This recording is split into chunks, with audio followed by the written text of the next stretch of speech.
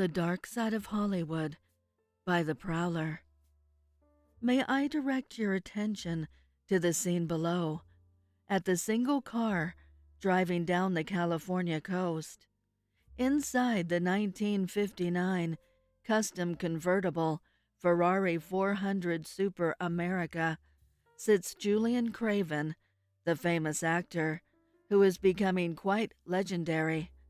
He won the Oscar in 1957 for Best Lead Actor and is the favorite to win it again this year.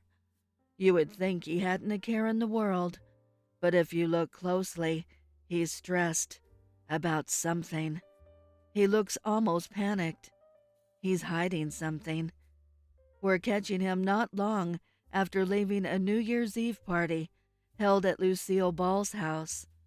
While yes, the party was grand, and the who's who of Hollywood were in attendance, and even though he had a great time, he left right as the ball dropped in Times Square.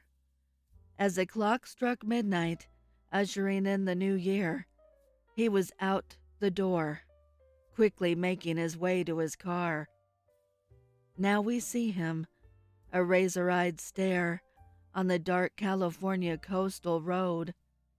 And while his demeanor looks cool, there's something wrong with this picture. He's alone, and he shouldn't be.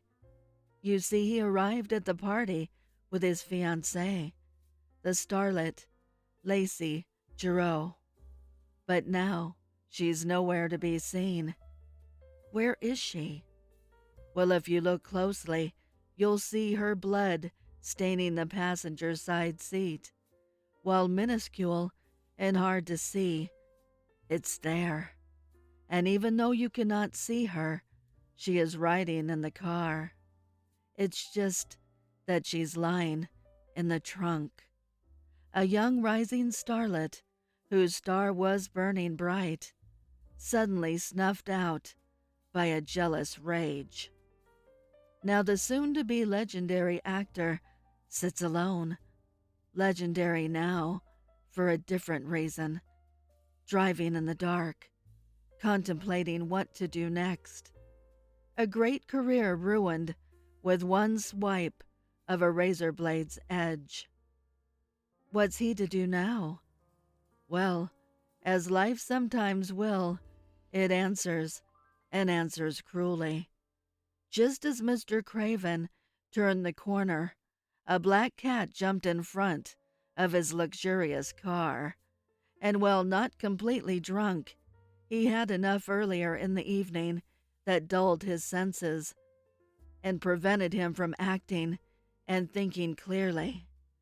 And before he knew it, he swerved hard to the left and drove right off the cliff and into the ocean. One of Hollywood's it couples taken out on New Year's Eve night. And only one was to blame. The mangled car and the bodies were found, washed up on the rocky shore. What strange, cruel fate fell upon these two stars. But so goes on the dark side of Hollywood.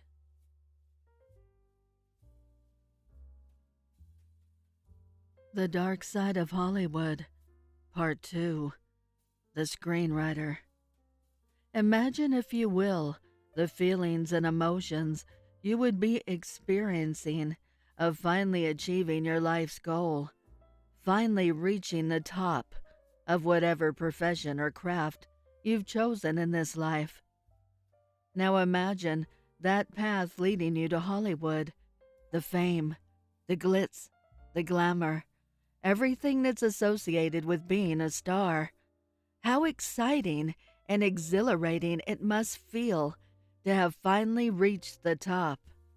We now look in on an individual who has recently found his Hollywood success story and whose star is seemingly on the rise. The setting we find ourselves in is a 2-room Spanish-style bungalow on the outskirts of Beverly Hills. While quite suitable For a struggling upcoming writer, it just doesn't quite fit the bill for an established screenwriter, or at least that's what Ryan's friends tell him, but he is still quite pleased with the tiny domicile. Speaking of Ryan, he is who the subject of our latest story is about. The writer in question, Ryan Rush. A man who is coming to grips with a question I posed to you all to start our latest journey. After years of struggling as a writer of short stories that were published here and there in magazines, and occasionally a staff writer on shows such as I Love Lucy and The Honeymooners, Ryan has finally found his star on the rise. He has suddenly found himself to be in quite the demand after landing a contract with MGM Studios following the submission of his first screenplay. It is said that Louis B. Mayer read it himself and was so intrigued, so enthralled, that he greenlit the project on the spot. Needless to say, after the news leaked out, Ryan's name began to spread like wildfire throughout the industry. So why is it we find our latest Hollywood success story sitting at his desk, staring at his typewriter in his darkened living room? Instead of happiness and joy as his emotions, you can see he looks frightened and worried. If you look closer, you can see his forehead drip with sweat and heavy bags under his eyes, as if he hasn't slept in days. What is plaguing our young screenwriter's mind? I direct your attention to the desktop and the two items lying next to Ryan's trembling hand.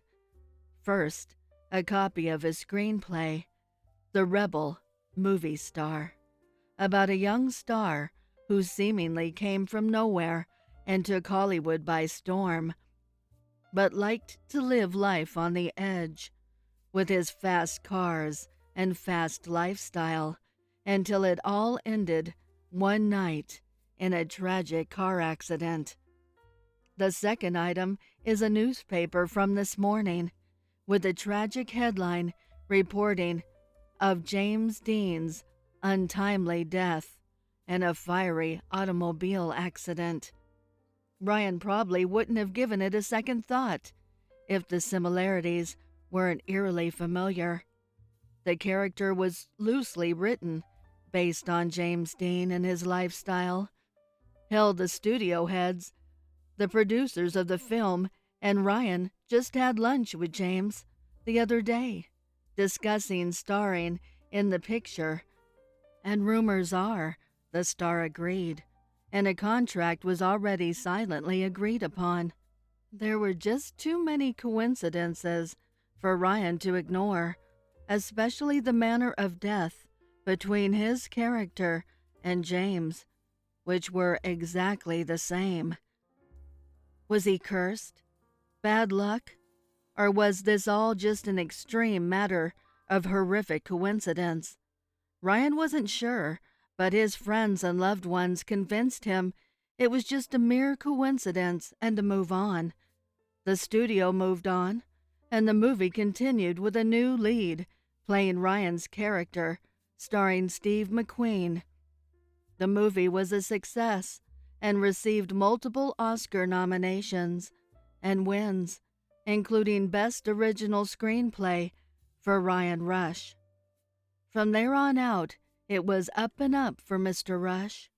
After the subsequent success of The Rebel Movie Star, with countless projects and even more awards achieved, he was now the most sought-after screenwriter in Tinseltown, the very best. With each passing project and latest success, the memory of the tragedy fades from his mind. While there have been minor incidences involving his movies, there's been nothing to the effect of what happened during The Rebel Movie Star. We now fast forward 4 years, almost 5 to be exact, and we find our legendary screenwriter in a familiar setting, alone in the dark, secluded in his study, inside his mansion in Beverly Hills, sitting at his writing desk. Despite the massive upgrade in his surroundings, he sits alone at his desk, once again with a look of fear and solemnness on his face. Once again you can see the sweat dripping from his forehead and the weariness on his face. He is once again plagued by heavy burdens. Beside him sits his 2 latest screenplays and multiple newspapers, and in front of him, still in his typewriter, sits the screenplay he is currently working on, unfinished but almost at its completion. The first screenplay, which was written a few short weeks ago, is titled A Superhero's Comeback, the story of a television star who found stardom playing a very prominent superhero in the early days of television, to finding his star fade after the show's end and his constant typecast and lack of prominent roles, to then start his comeback to only have it end with his untimely death, which is surrounded in mystery and controversy. Next to that screenplay sits the newspaper published 2 days after the screenplay was greenlit for approval by the movie studio. The headline reported of the mysterious, untimely death of George Reeves, the actor who played Superman. It says he may have taken his own life during a party he and his wife were having, but there is evidence saying otherwise and contradicting eyewitness accounts. Truly a mysterious death. The incident has given Ryan reminiscent feelings from 4 years earlier of dread and disbelief. His character dies similarly to the real-life star, and he used said star as inspiration when writing his script, and even had the star in mind to star in the picture. This news has had Ryan in seclusion for the past 2 weeks, filled with angst, but the most recent screenplay and newspaper article might send him completely over the edge. His latest screenplay, which was just given the go-ahead a few days ago, titled When the Music Fades, is about 3 separate musicians and their journeys from obscurity to the top of the music charts, to them hooking up and going on a sold-out tour, to one fateful snowy night where they boarded a plane that would lead to their sudden demise. Next to the screenplay is the newspaper, fresh off the presses. The headline reads, February 3rd, 1959, the day the music died. A picture showing a wreckage of a plane and reporting of the deaths of Buddy Holly, Ritchie Valens, and the Big Bopper left Ryan in almost a state of fear at this point. 3 popular musicians all die in a horrific accident, similar to how his characters die. Our screenwriter sits at his desk, not knowing what to do. The same old questions race through his head once again. Am I cursed? Am I bad luck? Maybe my typewriter is cursed. Or is this all just a horrible coincidence? Just some cruel cosmic fate? Ryan vowed never to write another screenplay, for he feared of any more death. But did he stop? Some say no. Some say he eventually continued, just under a pen name, and that he was responsible for many other stars' untimely deaths. It is rumored that the last screenplay that was sitting in his typewriter near completion was called Legendary for All the Wrong Reasons. It's about a famous Oscar-winning actor who kills and stuffs his starlet's wife's body into his Italian sports car's trunk and drives down the darkened California coastal highway to only have a cat jump into the middle of the road that causes the legendary actor to swerve and drive off the cliff into the ocean, killing him. A story very similar to the demise of Julian Craven and the two-time Oscar-winning actor. A script was greenlit just 3 days before the actor's death under a different writer's name. We'll never know if the great screenwriter Ryan Rush has a death curse placed upon him, or if his old 1939 Shepherd's typewriter was cursed, which some say it was. Their reasoning is the typewriter was missing the number 4, and the screenplays and deaths occurred every 4 years. Who's to say what the reason for these events truly was? What we do know is the answer to the question I posed to you all in the beginning. What would you do if you suddenly found Hollywood stardom thrust upon you? Would you enjoy it? Could you ever give it up?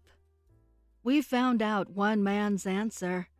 Well, yes, he found himself burdened by the fame at times. He could never really walk away from the fame, even if it's fame that can only be found in the dark side of Hollywood. The Dark Side of Hollywood, Part 3. The Starlet and the Husband. I ask for your undivided attention once again as our subject enters the room. A woman of great renown, her grace and elegance knows no bounds, and while she is now middle-aged and has been on the scene for some time now, she is still as beautiful as ever. Just look at the people stare in amazement at her beauty. She commands any room she enters. I, of course, am referring to movie starlet Julie Lamont, star of stage and screen. What else needs to be said about this legendary actress? A multiple award winner who boasts 1 Oscar win, 3 Tony Awards, and 2 Golden Globes. She truly is Hollywood royalty, even compared to the other greats of her day. A rising star by the time she was 12, Julie was already a household name, thanks in part to her popular Lamont and Rooney Mysteries series, which she starred alongside Mickey Rooney. After missing out on the lead role in The Wizard of Oz, which went to her longtime rival, Judy Garland, she quickly jumped to Broadway and found success with the hit show Baby Needs a New Pair of Shoes, But Daddy's Broke, which she starred alongside Walter Pidgeon. She became the youngest to ever win a Tony Award, and the show, during its run, became the longest-running show in Broadway history. She then returned to Hollywood, where she would star in the show's film adaptation, starring alongside Spencer Tracy, which she became close friends with, along with his partner, Katharine Hepburn. Ms. Lamont took no prisoners after her early success and let no one stand in her way on her meteoric rise. Her feuds with Judy Garland and Joan Crawford were legendary, and even as a young up-and-comer, she refused to take any nonsense from any man. She earned her roles legitimately. She never sat on any executive's or producer's casting couch for a role, and if anyone ever tried, she slapped them and refused to work with them ever again. Along the way, on her journey to the top, she met a young chorus dancer during her Broadway show Latin Nights and Fever Dreams, a gentleman by the name of Ricardo Sands, who eventually became her husband. She pulled him from relative obscurity and turned him into a star by having him co-star in 4 of her movies during the 50s, and they also starred together in their hit TV show, The Housewife and the Bandleader. The years were kind to both career-wise, and they grew their family by 2, but marriage-wise, it was turbulent, and rumors of cheating and abuse ran rampant across the Hollywood social scene. Ms. Lamont, however, was very proud, and once these rumors became public, in an article by gossip columnist Hedda Hopper, she became enraged. Ms. Lamont confronted Hedda at a dinner party hosted by Vincent Price and made quite the fiery scene. She took the paper the column was written in and threw it at Ms. Hopper's feet, screaming to stop writing falsehoods about her marriage, that the rumors were untrue and fabricated lies, because she would never stand for that sort of action and humiliation from her husband. She then exclaimed if it were to be true, she would kill him. Then, before walking away, she took her black dinner-gloved hand and slapped Miss Hopper across the face, smiled, and warned her to never do it again. Beware of the Lamont temper, people would say. You just never know when it might strike or how bad it might be. Which brings us to our present situation. Ms. Lamont and her husband are throwing their annual Oscar announcement party, and the who's who are present, waiting to find out if they've been nominated.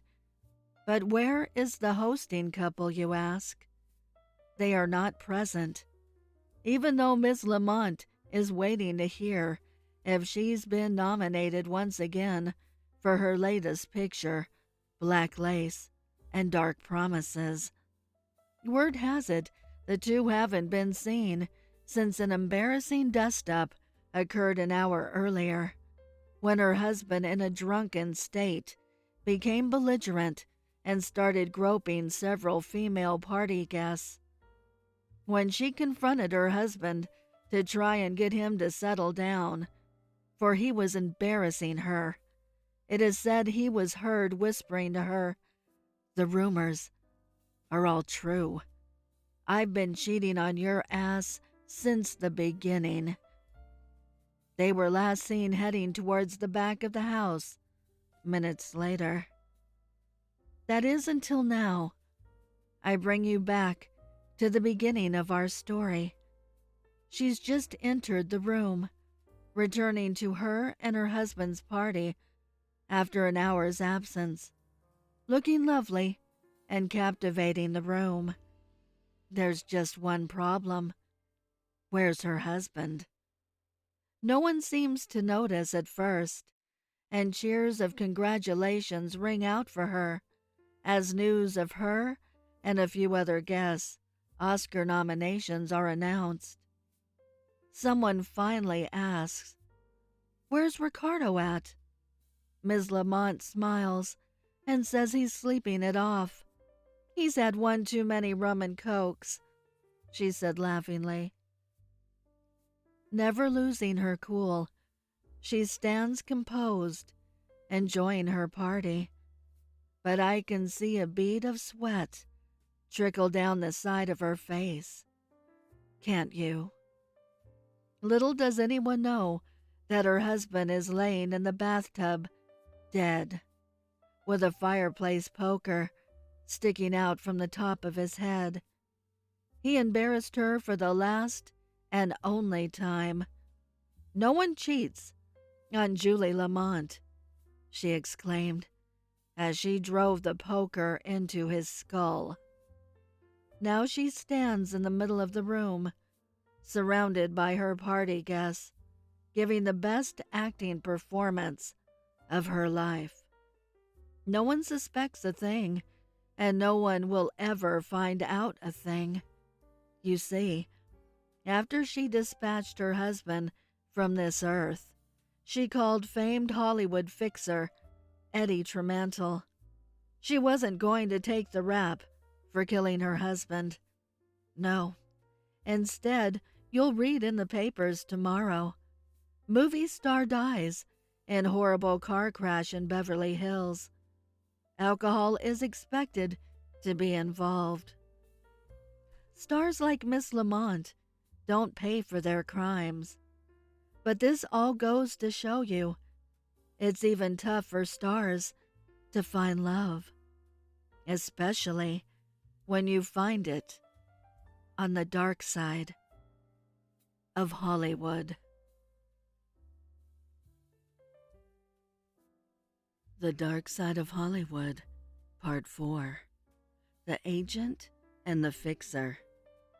How far would you go for your chance at Hollywood notoriety? Would you only settle for movie star fame, or would you take something behind the scenes, just being happy working inside the industry, only being known by a select few? Well, the gentleman in the office on Sunset Boulevard and Vine answered yes to that question. On the front door, tinseled on the glass, reads, Harlow and Tremantle. The two men met during the war and decided to come to Hollywood if they made it through. Johnny Harlow from Las Vegas and Eddie Tremantle from Bakersfield embarked on their journey to Hollywood together, but taking different paths. Harlow parlaying his lawyer and business degrees into becoming an agent to the stars, which he did successfully, and Tremantle wanted to be the next Edward G. Robinson and make it as an actor. But aside from a few bit roles in a couple of gangster movies and a Lucky Strike cigarette commercial, his hopes of making it big as an actor quickly faded, even with his friend Harlow as his agent, who was quickly rising to be Hollywood's top agent. Tremantle, however, quickly pivoted, and with his connections, he became a Hollywood fixer, and a damn good one at that.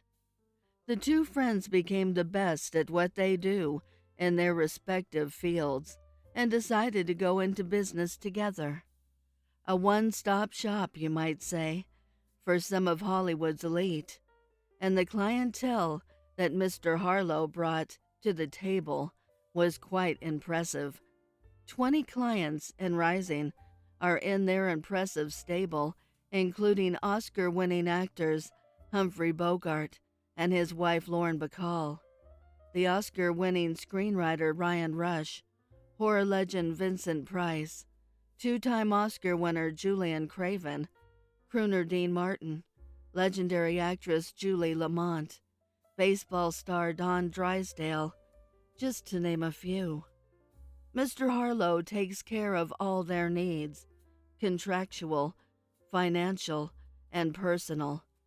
But if they were to get themselves into any trouble, let's say something career-threatening, like getting a girl pregnant while still in a marriage, or drug-related problems, dare I say even covering up an accidental murder, or unaccidental for that matter, then Mr. Tremantle's services come into play.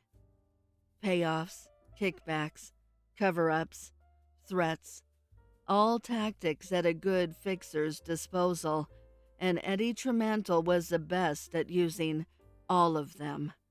Examples, you ask? No problem is my answer. I have enough stories from these two that could fill 2 Hollywood tell-all books. In 1962, there was a Hollywood power couple in actress Miss Julie Lamont and her husband Ricardo Sands.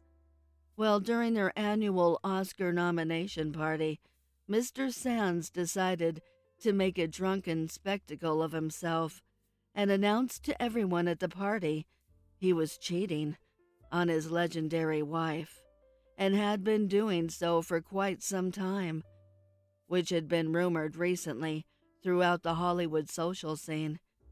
Well, Miss Lamont did not take kindly of being made to look like a fool, She never did in her life, no matter the circumstance.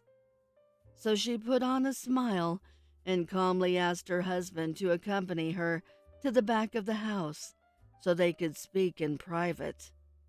While away from their famous party guests and in the seclusion of their bedroom, she unleashed her famous temper upon her husband and drove a fireplace poker into his skull and hid him in their master bathroom's lavish garden tub. She once again did not panic, and she calmly called her agent, Mr. Harlow, and he informed his partner, Mr. Tremental, that his client urgently required his services. She sat secluded in her master's suite for an hour, away from her party guests, devising a plan with Mr. Tremental. Well, it was more his plan. She calmly sat on the corner of her bed and listened to every detail, followed every instruction. She was too important to the studio for anything to happen to, and she had just signed a multi-picture contract, so there were plenty of people invested in her continued success.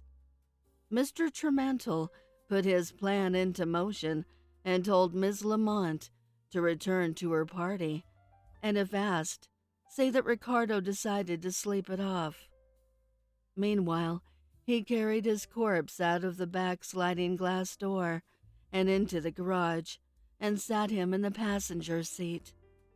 Mr. Tremental asked for a bottle of scotch, then got in the driver's seat of the couple's Mercedes, then headed for the Hollywood Hills. He parked on the side of the road, once high enough up in the hills, and set the scene. He moved the body over to the driver's seat, then poured the bottle of scotch all over the body and the inside of the car. He then put the car in drive and drove it over the cliff, making for the perfect accident. And that's exactly how it was perceived. No one suspected Miss Lamont of any wrongdoing. Another story I know of is how he made a certain photographer disappear, who was stalking the legendary Marilyn Monroe. Mr. Tremental got the okay from studio execs to protect their investment, and he made sure the photographer met a grisly demise. Rumor has it a meat grinder was involved. Is it true? Who really knows? Let's just say I wouldn't eat the burgers from the Bob's Big Boy in Burbank if I were you. Mr. Tremental was not afraid to get his hands dirty, and if murder was called for to protect his clients, he would not hesitate. Over and over, he's carried out his tasks of protecting his clients. But as we look into the office of Harlow and Tremental, we see an office that's disheveled. Papers are strewn about, and Harlow's desk chair has been turned over. Tremental is sitting at his desk in the dark, with his head in his hands, shaking and in disbelief at what he has just done. But where is Harlow? Look closely, if you please, near Harlow's desk. Now look down. There's his $300 wingtip poking out from behind the desk, and attached to that expensive shoe is the dead body of Johnny Harlow, super agent to the stars, murdered by his friend and partner. Why, you ask? No one knows for certain, but some believe it has to do with the old familiars that cause problems between men, money, and a woman. It is said Tremental was having an affair with Harlow's wife, and they were in love. Harlow found out and confronted his partner, but was killed when he tried to attack in anger. It is also believed that Mr. Harlow was skimming from the books and embezzling from the business. Things have come to a horrific end to this partnership. Two heavyweights in their respected fields, the agent and the fixer. The fixer, however, is in considerable trouble because the agent was popular and important. Now the question is, how can the fixer fix his own problem when that problem is on the dark side of Hollywood? The Dark Side of Hollywood, Part 6, The Actress and the Director. I pose to you all a question. How would you feel if your Hollywood dreams were becoming a reality before your very eyes? Excited? Thrilled? Overcome with joy and happiness? That all sounds about right to me. We look in on two individuals with two different paths to their dreams of Hollywood stardom. First, an actress from Dallas, Texas. Blonde and beautiful, she broke into Hollywood as an extra in a film starring Anthony Quinn. Then, after a few other minor roles, she did some TV, and then finally she landed a more prominent role in the 1966 film Eye of the Devil. Things were starting to pick up for our actress in question, as she landed her first major role in Valley of the Dolls, which earned her a Golden Globe nomination for Best Promising Newcomer. Later that year, she did the film The Fearless Vampire Killers, where she met her future husband, the director of the picture, who, by the way, is our second individual, born in Paris, France. He got his start directing small movies in Poland, which also happens to be his nationality. He found success with his first full-length feature film directed in Poland called Knife in the Water, which was nominated for an Academy Award for Best Foreign Language Film. He then went to England, where he made his first 3 English-speaking films, the third being the film he met his wife on. By the next year, he was in the United States, married, and was chosen to direct a picture that would finally bring him notoriety, which was Rosemary's Baby. The couple married in 1968, and not only were their Hollywood dreams taking off, they were also expecting a child. This young Hollywood couple on the rise seemed to have it all, and of course the couple I'm referring to is Sharon Tate and her husband, Roman Polanski.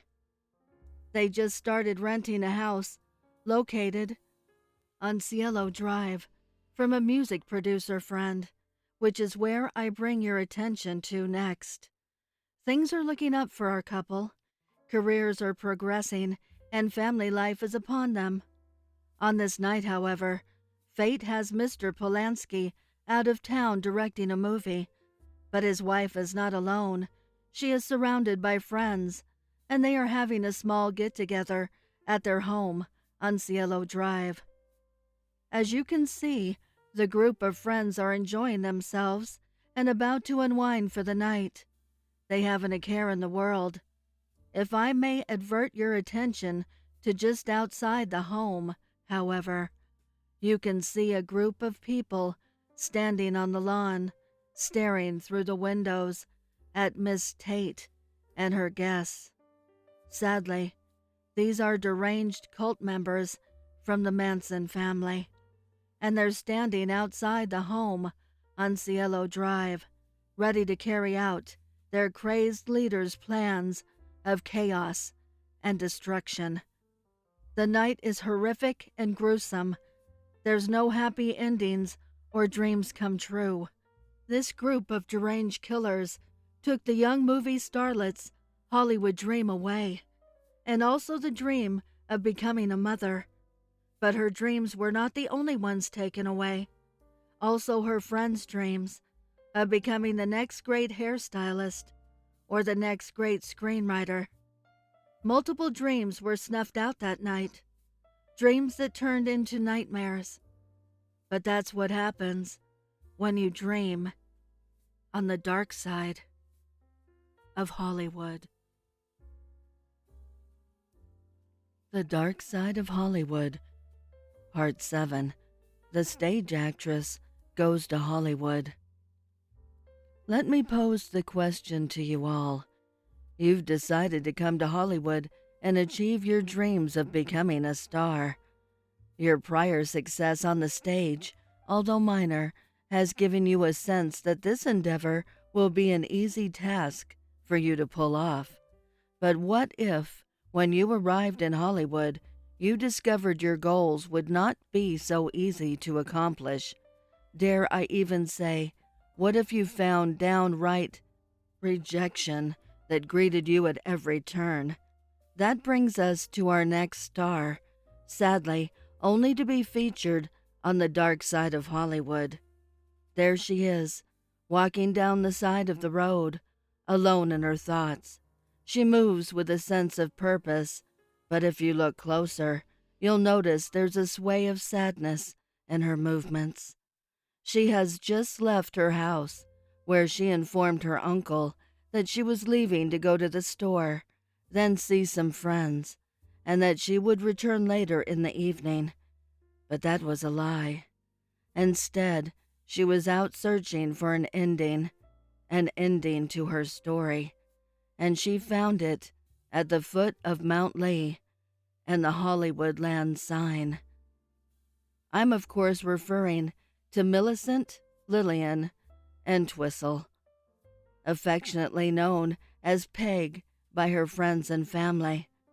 Peg, a stage actress from New York, originally from England, who came to America with her actor father at a young age, hasn't been in Hollywood for long.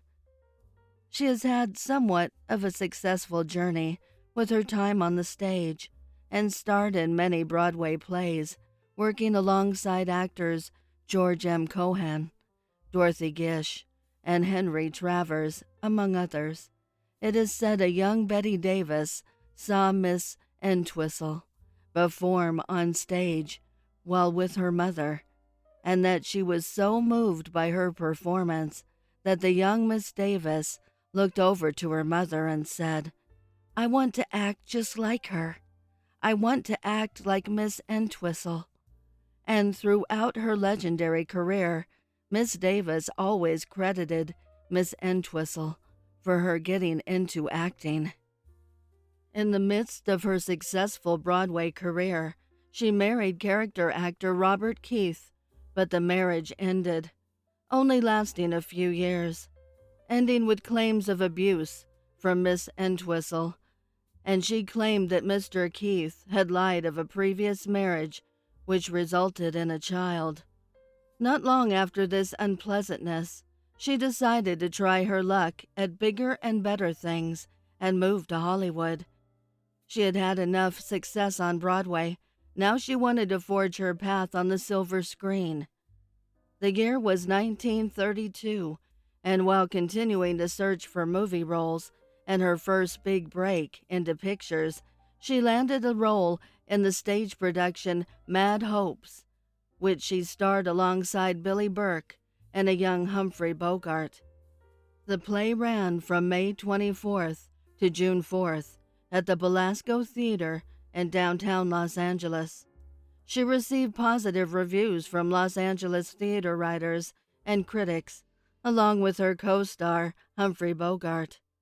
Not long after she landed her first and only credited movie role, called 13 Women, which she starred alongside Myrna Loy and Irene Dunn, and was produced by mega producer David O. Selznick.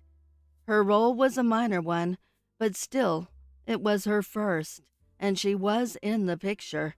Sadly, she would not live to see herself in the picture, see herself up on the silver screen, see her dreams becoming realized. No, instead, I bring you back to where we started our tale, to the woman we now know to be Peg Entwistle, standing at the bottom of the hill. But now we see her standing at the top of the hill, scaling the H of the famous Hollywoodland sign. She found the end to her story, and sadly, the ending is death. No one knows for certain why she leapt to her death. Rumors persist of her becoming distraught, of not landing consistent movie roles. Other rumors are she found out a significant chunk of her screen time was cut from 13 women, which it was. And even though the movie hadn't been released yet, early reports from test screenings thought the movie would be a box office failure, which it turned out to be. All of these instances could have been the cause, plus the realization that her Hollywood dreams were turning into a Hollywood nightmare. Sadly, the fame she sought in life, she only found in death, and the manner she chose to take it. But that is the risk you take when you dream on the dark side of Hollywood. The Dark Side of Hollywood, Part 8. The Lonely Actor. Tonight's story will be of a different variety. No thoughts of what you would do to fulfill your dreams of stardom on the silver screen. Instead, in tonight's tale, our subject has already achieved their Hollywood dream and is one of the top leading men in Hollywood. So the question for all of you is, what would you do if you had everything you ever wanted? Your movie star dreams have been achieved, and you have all the lavish trappings that come with that. Now, how would you act? Humbled and appreciative of your success? Or would you become smug and think everything is owed to you? We look in on our leading man as he walks through the door of his Malibu beach home. He has returned home after a late-night dinner at Jeffrey's Malibu, the celebrity hotspot, with friends Montgomery Clift, Elizabeth Taylor, and her husband Richard Burton. As he passes the bookshelf that houses his Oscar and 2 Golden Globes, he stops suddenly and picks up the object that symbolizes his successful Hollywood career, his Oscar. He stares at the golden statue, reading the nameplate, which is emblazoned, Hector Sears, Best Actor for 1948, in the film They Died at Night. As you can see, he stares longingly at his award, and if you look closer, you can see a tear leave his hazel eye. You may be wondering what could be bothering a star of the likes of the great Hector Sears. What could a star of this magnitude be so upset about? Perhaps it's the award itself. It reads Best Actor for 1948. A decade has passed since then. He's getting older. Maybe he's longing for those glory days of his career. While work has remained steady for Mr. Sears, he's starting to lose those suave leading man roles. Perhaps he's saddened by seeing his ex-wife at the restaurant, famed author Rosalie Andrews, with her new beau, baseball star Rex Charles. He suddenly drops his Oscar on the ground and stumbles over towards the burgundy upholstered chair in the living room. As you can see, he has been drinking all night and is lucky to have arrived home safely. This, of course, is not the first time he has stumbled through his front door and into his living room drunk. It may come to a surprise to you and many fans, but to those who know him best, know that Hector Sears is a notoriously bad drunk. If you further look around the stylish beach home, you can see a bachelor's life.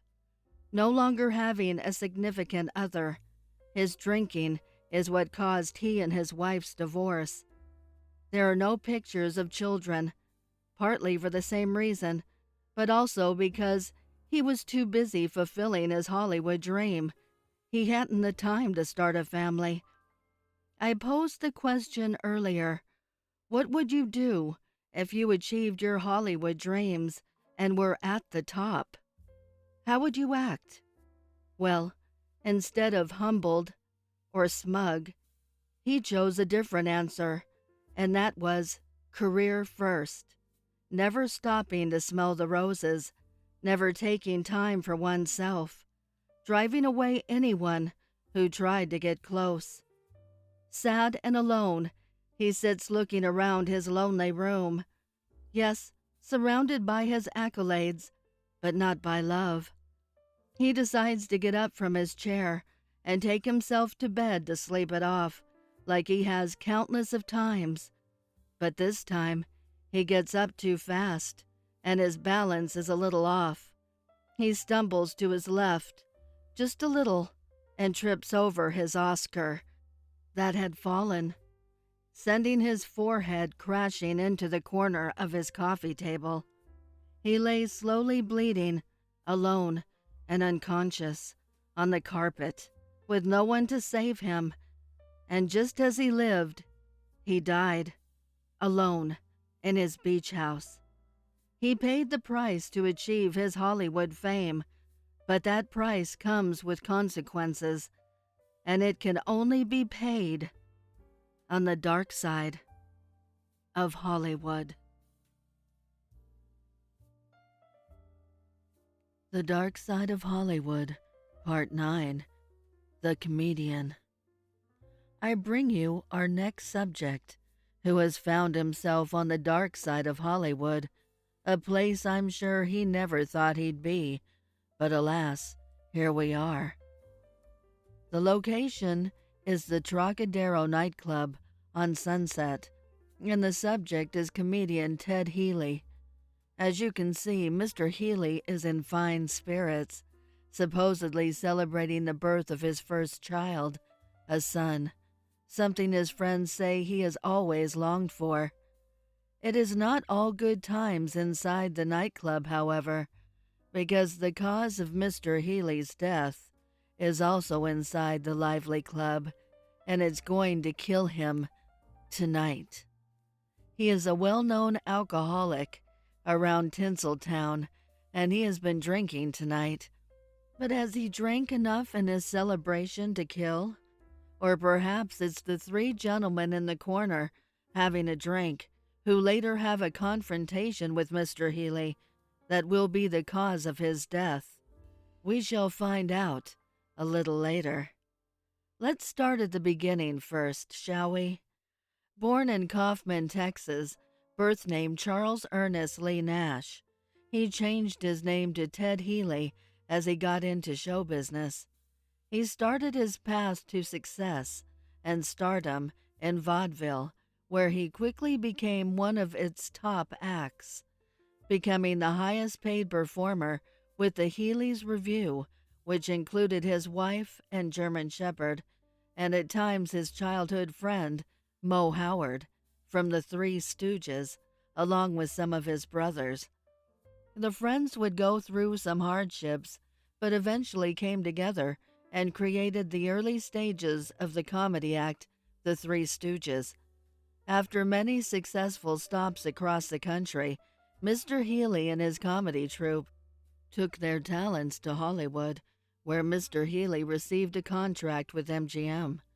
They appeared in several shorts for the company, but quickly found themselves in important supporting roles in the blockbuster film The Dancing Lady, featuring Clark Gable and Joan Crawford, with Mr. Healy getting quite the larger supporting role alongside Fred Astaire. Mr. Healy would go on and receive more major solo roles with MGM, and soon after, he would amicably split with the Three Stooges as they went to go work for another studio. He carved out quite a successful career for himself, from vaudeville comedian to appearing in many Hollywood pictures, and even having his services being loaned out to other film companies, working up until the night he died. Which brings us back to the nightclub and the night in question. Mr. Healy is in full celebration, but by the next day, he will be dead. His death was originally announced by an MGM spokesperson as a heart attack, but that was quickly questioned when there were signs of foul play on the body, featuring bruising and cuts. Then rumors came out that he was attacked, leaving the nightclub the previous night, by 3 individuals, and those individuals were popular actor at the time, Wallace Beery, movie producer Albert Broccoli, who would later achieve fame producing the James Bond series, and his cousin, agent and movie producer Pat DiCicco, known for his tumultuous marriages to actress Thelma Todd and socialite Gloria Vanderbilt. Police seemed to not be overly enthused in solving Mr. Healy's death, and there were no newspaper reports or documentation of the 3 said individuals attacking and beating Mr. Healy. That said, Mr. Broccoli admitted to having an altercation with Mr. Healy outside the nightclub, but claims Mr. Healy attacked him in a drunken rage and that they scuffled for a few, but eventually shook hands and parted ways. There are rumors of why the other 2 were not mentioned and why the police were not more concerned with solving the case, and that is because of the work of Hollywood fixers Eddie Maddox and Howard Strickling. You see, Wallace Beery was one of the highest paid actors in MGM and in all of Hollywood, and the 2 fixers did all they could to save him from this scandal. Mr. Beery returned from a supposed long vacation in Europe after the story died down. Officially, Mr. Healy's death was ruled acute toxic nephritis, which was only secondary to acute and chronic alcoholism. His alcoholism was blamed, but the conspiracy theories will always persist. No one will ever know exactly what truly transpired that night, except for those involved. All we know is a man who felt on top of the world, personally and career-wise, met a horrible demise. He might have had thoughts of importance, and that nothing bad could happen to him. But there's always someone more important, and they'll remind you of that when you live on the dark side of Hollywood.